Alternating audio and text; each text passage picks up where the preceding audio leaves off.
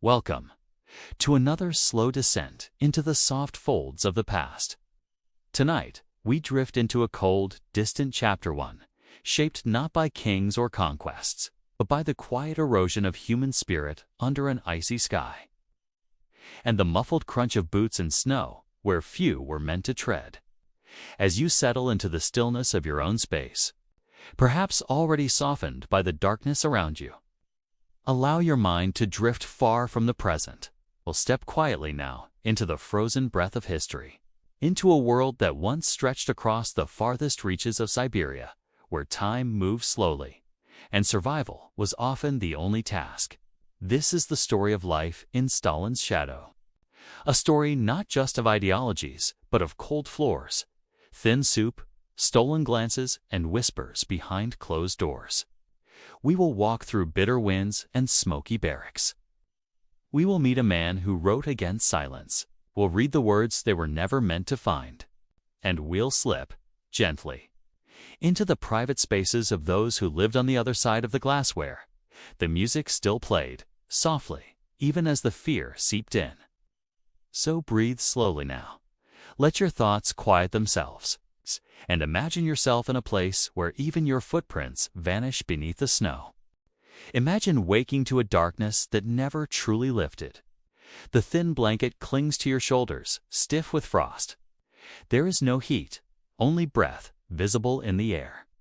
A bell sounds dull and distant, more of a suggestion than a command, but everyone moves, because not moving would be noticed. In the farthest corners of the Soviet Union, scattered like secrets across the wilderness, lay the labor camps known as gulags. Not just prisons, but entire systems towns unto themselves. Men and women served sentences for crimes real, imagined, or whispered. Some had spoken out. Some had been overheard. Others were simply there because the state needed hands. The cold? The cold was not just whether it was a condition of life. Temperatures could fall below -40 degrees Celsius in winter. Frostbite was routine. Even the walls inside the barracks cracked from the cold. To touch bare metal in these months was to risk losing skin. There were stoves, yes, but the fuel ran out quickly. Some prisoners would press their backs to the brick, hoping to absorb the last warmth from a fire long dead. And yet the work began each morning, without fail. The work in some camps, the work was logging massive pine forests stripped one tree at a time. In others, it was mining deep into frozen earth. Digging, hammering, lifting, hours and hours. With fingers gone numb inside threadbare gloves. Food was tied directly to labor. A full ration if you met the quota. Less if you didn't. The irony, to earn enough calories, you had to work harder than your body could afford. And the punishment for falling behind? Often more work or none at all. The food you might be given: a few slices of black bread, a ladle of watery cabbage soup if there were cabbage that day, a spoonful of porridge, so thin it was more memory than meal. Hunger, like the cold, became part of the background. It gnawed quietly, not as a sharp pain, but as a dull fatigue. Movement slowed, eyes lost focus. The body saved energy where it could. The barracks after the long day, prisoners returned to wooden barracks, drafty, cramped, and built low to the ground. Bunks were stacked high. Privacy didn't exist. Conversations were whispered. Everything smelled of wet wool, old bread, and wood smoke that never stayed long enough. Sleep came fast and shallow. Dreams were often about food, or warmth. The rhythm of life in the gulag was harsh, yet predictable. Wake, work, eat, sleep. Wake, work, eat, sleep. It was this repetition that allowed some to endure, and others to lose themselves in the rhythm completely. The isolation: most gulags were hundreds, even thousands, of kilometers from any city. Forests stretched endlessly. Mountains loomed. And the snow. Always the snow. Prisoners could go months without seeing a new face. Letters were censored. Many didn't even know what year it was. The isolation wasn't just geographical, it was social. Psychological, you were removed from the world, and then made to forget it had ever existed. The guards in the system, not all guards were cruel. Some were simply surviving too, but the system itself was indifferent. The quotas mattered. The numbers mattered. Whether someone survived the month mattered less. And yet, somehow, life went on. Prisoners told stories, shared bread, scratched poems into walls. They carved spoons, sang quietly. They remembered birthdays, even if they didn't know the date. There was no rebellion, no uprising, just the steady, quiet endurance of people reduced to laboring shadows. A glimpse beyond occasionally, rumors filtered in of changes in Moscow, of purges, of wars ending or beginning. But here, in this camp, nestled in the trees and snow, time did not flow. It settled. Like frost on a window pane, thin, fragile, cold. And then another morning would come. The bell, the frost, the silence, and the crunch of boots once more. Imagine now a quiet man hunched over a table in a dimly lit cell, scratching words into hidden paper scraps. Sentences he could never say aloud. Each word carefully chosen, as though even thought itself had grown dangerous. This man is Aleksandr Solzhenitsyn. His life did not begin in rebellion. He was born in 1918, in the wake of revolution, to a modest Russian family. His mother raised him alone after the early death of his father, and she did so with discipline and books. From an early age, Alexander immersed himself in mathematics, literature, and history. The Soviet dream was still young, and he believed in it. For a while, the Soviet patriot. He studied physics and mathematics, fields seen as politically safe, and later volunteered for the Red Army in World War II. He served as an artillery officer, earning commendations for bravery. But even amid battle, Solzhenitsyn carried within him a critical mind, a private habit of writing. It was a letter, after all, that changed his life. A private letter to a friend, mildly critical of Stalin, intercepted by censors. That was enough. In 1945, he was arrested under Article 58 Tanko-Soviet agitation, sentenced to 8 years in a labor camp. Like so many others, he disappeared into the machine. In the camps, his first years were spent in typical prison labor, breaking rocks and enduring the cold, the hunger, the sameness. But in later years, he was transferred to a so-called Sharashka scientific research prison for intellectuals. Still a prison, but slightly more humane. Yet even here, Solzhenitsyn observed. He listened, he remembered. He developed a quiet defiance, not by shouting, but by noticing. He kept his mind sharp, with memorized lines of poetry and elaborate mnemonic systems. He stored entire drafts of novels in his head, unable to risk writing them down. When his sentence ended in 1953, he was not freed. He was exiled, sent to a remote village in Kazakhstan. There, he taught school and began writing in earnest, in secret. His health nearly failed. He was diagnosed with cancer and came close to death, but even that became material. His life was not dramatic in the usual sense, but it was filled with quiet resistance. A hidden manuscript after Stalin's death. The political climate softened just enough for Solzhenitsyn to attempt what few dared: to publish. His novella, One Day in the Life of Ivan Denisovich, was accepted in 1962 during the brief cultural thaw under Khrushchev. It described a single day in the life of a Gulag prisoner. Nothing overtly rebellious. No uprising, no speeches. Just the rhythm of survival. And yet, it shook the system. For the first time, a truthful depiction of the Gulag was allowed into public consciousness. People read it in silence. Some cried. Others dared to remember what they had tried to forget. But the thaw didn't last. The archipelago emerges over the next decade, Solzhenitsyn wrote in secret. His masterpiece, the Gulag Archipelago, was a vast, sprawling work built from the testimonies of hundreds of former prisoners. He called it an experiment in literary investigation. The manuscript was smuggled out of the country and published abroad in 1973. The Soviet state reacted swiftly. He was arrested again, and this time exiled permanently. Solzhenitsyn was stripped of his citizenship and flown to West Germany with nothing but a few belongings. A voice from exile in the West, he was both celebrated and misunderstood. Many saw him as a hero of freedom. Others found him austere, moralistic, hard to categorize.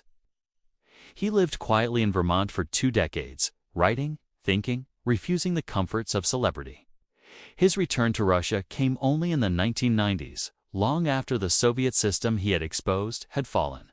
He did not arrive as a triumphant figure. He came quietly, traveling across the land by train, observing, listening, reflecting. A quiet force. Aleksandr Solzhenitsyn died in 2008, at the age of 89. He had never shouted. He had not led protests, but he had remembered what others were forced to forget. And he wrote it down line by line in a voice calm, careful, and enduring. In a world of forced silence, he had simply spoken. The wind carries stories, even where voices are forbidden. Now, imagine a scrap of cloth tucked into the seam of a jacket, a page hidden beneath a loose floorboard, a line of poetry murmured silently each night until the words become a part of the body like breath. The Gulag system did not only bury people, it buried words, thoughts, ideas, but not all were lost. Scattered across time and space, there have been fragments, tiny, trembling fragments that survived. Letters, diaries, sketches, pieces of personal memory that slipped through the cracks of official silence. They did not shout, they whispered. The smuggled words in many camps, prisoners were forbidden from keeping written material. Paper was rare. Pens were riskier still.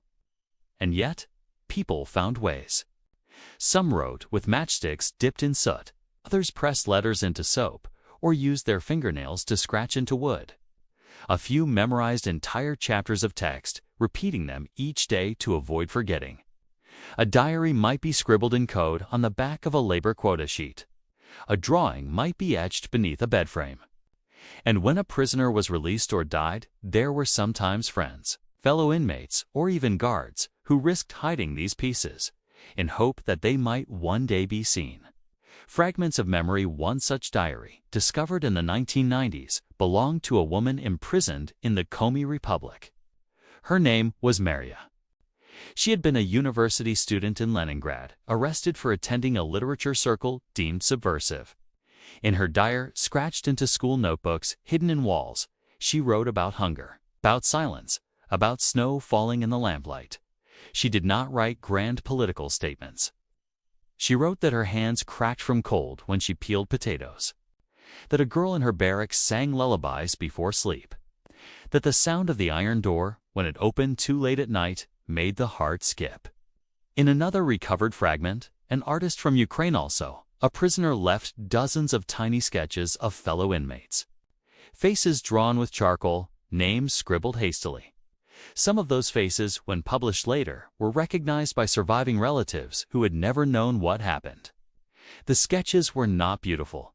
They were not intended for anyone but memory. But they carried something vital, the shape of a human soul, preserved against forgetting. Songs and codes, some stories survived in sound. A prisoner named Ivan wrote satirical songs quietly, carefully about camp life. He sang them to his bunkmates at night, always in a whisper. When he was transferred, others kept the tune alive, passing it along cell to cell, like a melody that refused to vanish. Others used embroidery stitching patterns that encoded letters, names, dates. These were often mistaken for simple decoration. In fact, they were journals. Some women, upon their release, brought with them handkerchiefs stitched with years of silent survival. The invisible libraries. In the absence of books, some prisoners created mental libraries. A man who had once taught literature recited entire novels to those who would listen, line by line, from memory. It was slow and imperfect, but it became an act of resistance, an act of preservation. The camp became a classroom, quietly, without chalk, without pens. One prisoner wrote, "In a place where everything was taken from us." Remembering became the only thing they could not touch. Rediscovery. After the collapse of the Soviet Union, researchers and historians began to uncover these traces. Some were found in archives long sealed. Others were brought forward by family shoeboxes of yellowed paper, old tin boxes tucked under floorboards. Each discovery was quiet, modest, and deeply human. These lost prison diaries remind us not only of suffering, but of endurance, of the will to write, even without words, to remember, even when memory was dangerous. They are echoes of lives paused, not ended, notes scribbled in frost, thoughts folded into fabric, and they speak still. Now, let us leave the frozen barracks behind. We move south and west to the city of Moscow. The wind still whispers here, but the windows are warmer. The snow outside is cleared by others. And behind thick doors, life proceeds with a different rhythm softened by carpeted halls and porcelain teacups. Step quietly now into the apartment of a mid-level party official in the late 1950s. It is evening. The lamps are lit. The samovar hums. And something faint, something unexpected, filters through the air. The mellow pulse of a forbidden saxophone. The apartment, these were not palaces, but they were comforts. Party housing in post-war Moscow was a matter of rank. A 3-room flat in a stone building near the Garden Ring was a privilege earned, not by wealth, but by loyalty. The walls here are papered in pale velvet, slightly faded at the edges. The wood floors are polished, though the boards creak. There is a bookcase well stocked, but carefully curated. The works of Lenin, Marx, and Gorky on display. Other volumes are tucked behind false backs or hidden in plain sight. The furniture is heavy, lacquered. An upholstered armchair near the radio. A dark walnut writing desk littered with papers and an ashtray weighs full. A chandelier sways gently, even though no one has touched it. This is a world of quiet power, modest luxuries, and constant vigilance. The official? The man who lives here has worked for the party for over 2 decades. He is not famous. He does not make policy. But he reads the reports. He signs the approvals. He knows who has been moved and why. Each morning, he puts on a wool suit and a narrow tie. His wife smooths his collar. He drinks tea. And he steps into the city with the calm assurance of a man who understands the value of silence. He does not speak too freely, even at home. He knows because everyone knows that even walls may have ears. The hidden devices in this apartment, beneath the carpet or behind the molding, there may be microphones, perhaps installed years ago, perhaps forgotten, or perhaps still quite active. No one discusses it, but everyone is aware. It is the sound of a drawer opening too softly. The feeling that a phone line is just a shade too quiet. The knowledge that certain phrases should only be said at the park. And even then, not aloud. Privacy in this world is ceremonial. It exists only as performance. And yet, behind that performance, people live, feel, want. The jazz and the secrets. Tonight, in this apartment, the official's teenage daughter has slipped a record from its hiding place.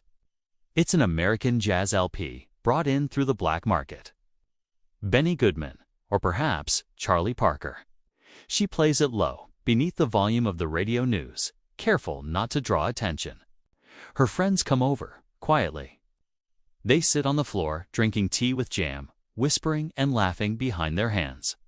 To them, this music is thrilling but also forbidden. To American, loose, too loose. Too alive, they dance in socks. The curtains are drawn. The needle on the record spins slowly. No one speaks of what their parents do during the day. Meanwhile, her father sits in the next room, writing his evening report by hand. He hears the music, but says nothing. Perhaps he remembers a time before the war. Perhaps he simply does not want to know. There is a strange mutual agreement in these homes. Let some things remain unspoken. The life of appearances dinner is orderly. The shelves are dusted. A photo of Stalin remains, though smaller now, tucked behind a plant. Official documents are filed. Everyone smiles during inspections, but behind every gesture is calculation.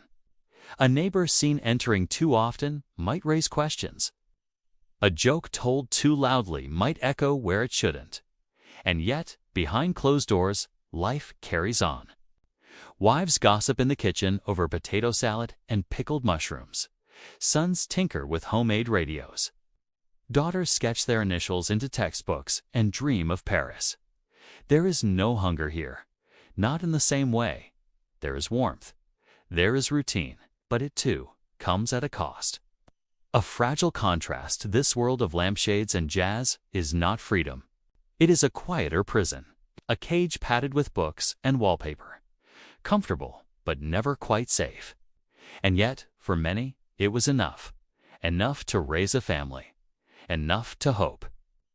Enough to imagine that perhaps if one followed the rules, spoke only when needed, and smiled at the right times, life could proceed without interruption. Of course, that was never guaranteed. The phone could ring. A knock might come, and the silence could become something else entirely. And so, we return, from frostbitten forests and distant barracks, from pages hidden in coats and songs whispered through walls, from cramped apartments where silence was safety and jazz slipped like contraband into the warm air.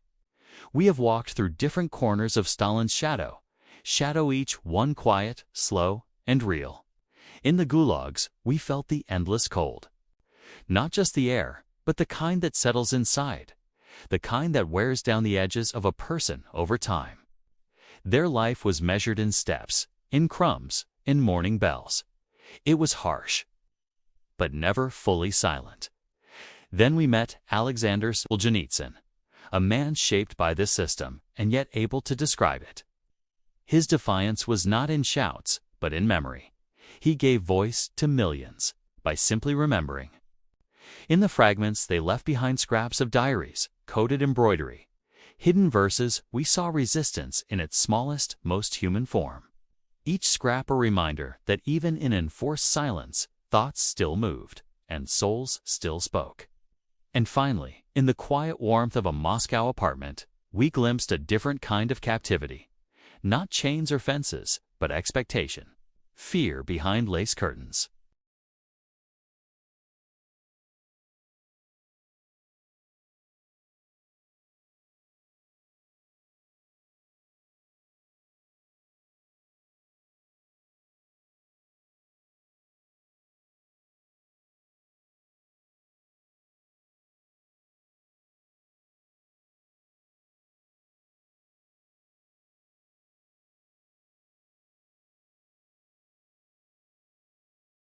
History does not vanish, but tonight it grows quiet.